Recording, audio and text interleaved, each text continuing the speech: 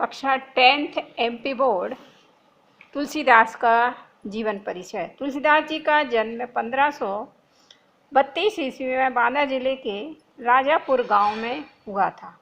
उनके पिता का नाम आत्माराम दुबे और माता का नाम हुलसी था। मूल नक्षत्र में जन्म होने के कारण उनको अशुभ माना गया, इसलिए उनके माता पिता ने उनका त्याग किया। नर हरिदास ने उन्हें दीक्षा दी थी, तो उन्हें राम भक्ति का मार्ग मिला था। रत्नावली के साथ इनका विवाह हुआ था। फिर पत्नी के उपालंब से उन्हें गृह त्याग दिया था। राम की शरण में सदा के लिए चले गए थे। काशी, चित्रकूट, अयोध्या आदि तीर्थ स्थानों में भ्रमण कर संतों का सत्संग करते रहे। 1574 में अयोध्या में उन्होंने रामचरितमानस की रचना की थी और इनकी प्रमुख जो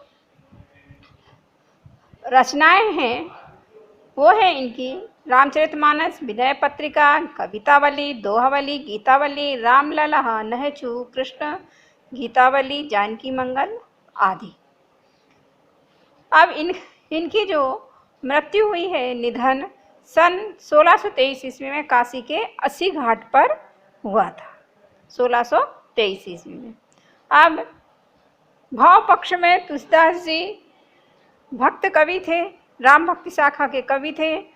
उनकी भक्ति भावना भगवान राम के प्रति है। वे भगवान राम के प्रति संपूर्ण रूप से समर्पित और आश्रित हैं। उनके प्रभु दयालु हैं, इसलिए उनसे वे स्वयं को बिल्कुल दीन और हर प्रकार से असहाय कहकर अपनी शरण में लेने के लिए बार बार विनती करते हैं। अपने इष्टदेव श्री राम के प्रति उनकी भावना दास्य भाव की थी। कला पक्ष में इनकी भाषा अवधी और ब्रज भाषा दोनों का इन्होंने प्रयोग किया है। रामचरितमानस जो है अवधी भाषा में लिखी, कवितावली, गीतावली और विनय पत्रिका को इन्होंने ब्रज भाषा में लिखा है। उनकी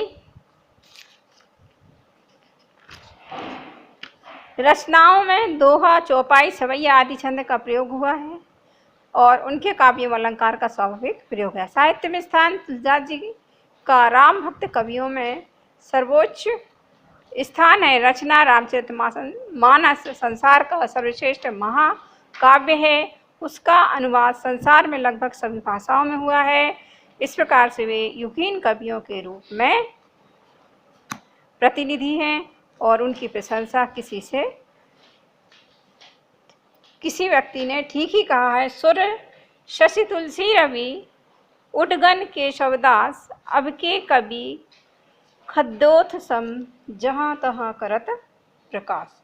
और आज भी प्रतिदिन रामचरितमानस घर घर में सुबह प्रातःकाल बहुत से लोग बोलते हैं।